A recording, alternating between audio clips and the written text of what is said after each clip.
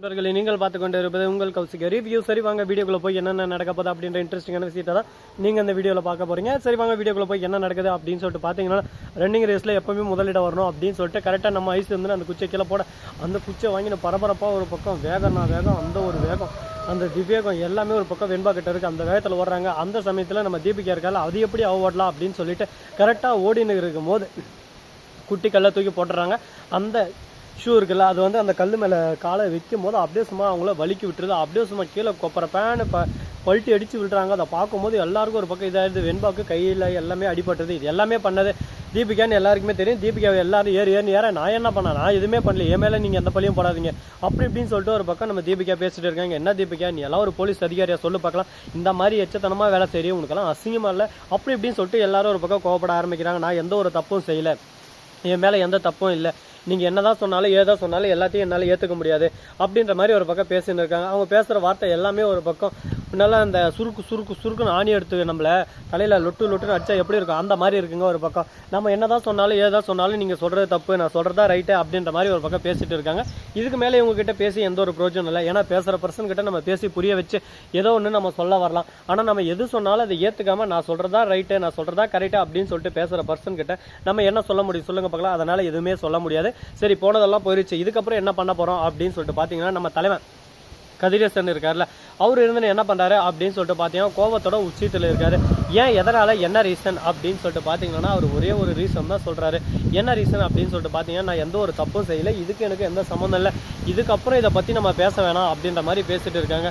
நீங்கள் சொல்கிறது எல்லாமே லாஜிக் என்னமோ ஒர்க் அவுட்டாக தான் இருக்குது, ஆனால் இதெல்லாம் ஒத்தா இருக்குமா, இதெல்லாம் கரெக்டாக அப்படின்னு சொல்லிட்டு பார்த்தீங்கன்னா யாருக்கு தெரியும் எந்த நேரத்தில் எந்த புத்தில் எந்த பாம்பு இருக்குன்னு சொல்லிட்டு. அதனால நம்ம தீபிகா அந்த இடத்துலேருந்து போயிடுறாங்க. நம்ம வெண்பா தான் ஜெயிச்சது. அது மட்டும் இல்லாமல் வெண்பா தோக்கத்துக்கு காரணமாக இருந்தால் நம்ம ஐஸை வந்து அந்த கேம்லேருந்து டிஸ்குவாலிஃபை பண்ணுறாங்க. இனிமேல் அந்த கேமில் ஐஸ் ஆட முடியாதுன்னு சொல்லிட்டு அந்த சமயத்தில் தான் தீபக் சொல்கிறாரு, நீ ஒருத்தர் கெடுதல் நினச்சேன்னா அந்த கெட்டது திரும்ப வந்து உன்னை அடிக்கும், அப்போ தான் உனக்கு புரிய வரும், ஐயோ நம்ம பண்ணது தப்பாச்சு, இந்த மாதிரி பண்ணியிருக்கக்கூடாதோ அப்படின்னு சொல்லிட்டு அந்த தப்பை உணர்கிற தருணம் வரும். அதுக்கு தான் சொல்கிறது, எந்த நேரத்துலையும் எப்போதும் யாருக்கும் எந்த ஒரு தீங்கும் நினைக்கக்கூடாது, நல்லதே நினைவு நல்லதே நடக்கும்னு சொல்லிட்டு பெரியவங்க ஒன்றும் சும்மா சொல்லலை ஐஸு, அதுக்கேற்ற மாதிரி நீ இருக்கணும். உங்கள் அம்மா பேச்சை கேட்டு நீ இப்படியே இருந்தீங்கன்னா லாஸ்ட்டில் உன் லைஃப் என்ன ஆகுன்னு சொல்லிட்டு தெரியாது. நீ சின்ன குழந்தை, ஒரு தப்பு செஞ்சு அந்த தப்பை ஃபஸ்ட்டு ஏற்றுக்க பாரு, அப்போ தான் உன் வாழ்க்கையில் நீ ஜெயிக்க முடியும் அப்படின்னு சொல்லிட்டு சொல்லியிருக்க. அப்பா நீங்கள் சொல்கிறது எல்லாமே ரைட்டு தான், ஆனால் எப்படிப்பா நான் ஏற்றுக்க முடியும், நான் எந்த ஒரு தப்பும் செய்யலை, எல்லாமே அந்த வெண்பா தானே செஞ்சா, வெண்பா தானே செஸ்ஸில் என்கிட்ட தோக்கணும்னு சொல்லிட்டு போய் சொன்னான், அதெல்லாம் தப்பு இல்லையா அப்படின்னு சொல்லிட்டு கேட்க, அவள் தோக்கலை, இது எல்லாமே அங்கே விஷயம் இல்லை, சரி ஓகே அவள் அந்த மாதிரி சொல்லிட்டா, இதுக்கப்புறம் நீ என்ன பண்ணணும், அந்த இடத்துல நீ நின்று ஜெயிச்சு காட்டணும், அதை விட்டுட்டு நீ அவகிட்ட கோவப்பட்டு என்ன ஆகும் சொல்லு பார்க்கலாம்.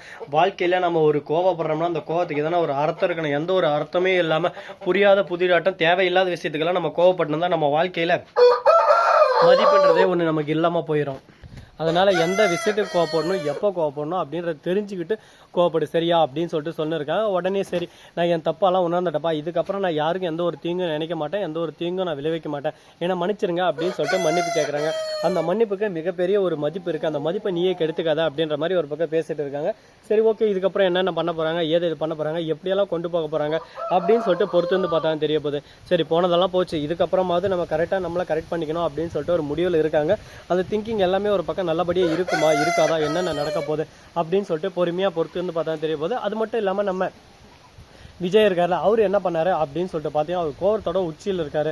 ஏன்னா அந்த அளவுக்கு ஒரு பக்கம் ஆக்ரோஷம் இருக்குது தீபிகா மேலே. ஆனால் எந்த ஒரு கோவத்தையும் காட்டாமல் சரி ஓகே இப்போதைக்கு நம்ம அமைதியாக இருக்கலாம், நம்ம அமைதியாக இருந்தால் தான் பிரச்சனைலாம் சால்வ் ஆகணும், நம்ம அமைதியாக தான் இருந்தாகணும், எதனா ஒன்று பேசி அவங்களுக்குள்ள வன்மத்தை நம்ம தூண்ட வேணாம் அப்படின்னு சொல்லிட்டு மௌனமே சிறந்ததுன்னு சொல்லிட்டு மௌனத்தோடு இருக்காங்க.